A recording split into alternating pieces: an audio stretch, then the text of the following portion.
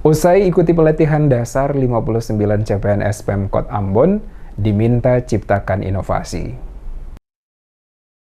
59 CPNS pemerintah Kota Ambon yang telah selesai mengikuti latihan dasar atau Lastar CPNS golongan 3 diharapkan mampu menciptakan inovasi baru dalam menerapkan ilmu yang didapatkan sekembali menjalankan tugas di setiap OPD tempat kerja mereka. Demikian penegasan Sekretaris Kota Ambon Agus Ririmase saat memimpin apel bersama sekaligus penerimaan kembali CPNS golongan 3 sebanyak 59 orang yang telah selesai mengikuti Lastar di BPDSM Provinsi Maluku kurang lebih 2 bulan. Penerimaan kembali 59 CPNS Pemkot Ambon ditandai dengan pelepasan atribut merah putih dan Garuda yang dipakai para peserta Lastar bertempat di ruang unit layanan administrasi pemerintah Kota Ambon pada Senin 10 Juli 2023. Ririmase mengungkapkan tujuan dari kegiatan tersebut adalah untuk membentuk kepribadian yang berkualitas serta bertanggung jawab atas pelaksanaan tugas sebagai abdi negara dalam melayani masyarakat terutama warga Kota Ambon. Kepada 59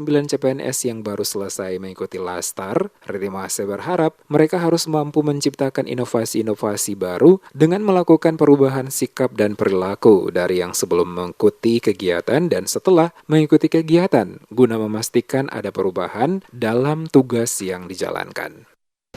Sikap kalian yang kalian dapat di sana, ilmu pengetahuan yang kalian dapat di sana, itu kalian bawa di dalam tugas dan pekerjaan kalian.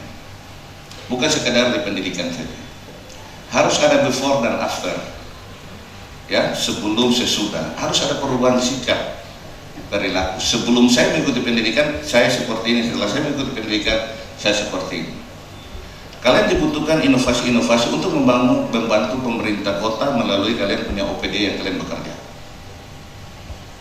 Ya, harus menjadi agen perubahan. Ya, jangan sampai biasa-biasa saja.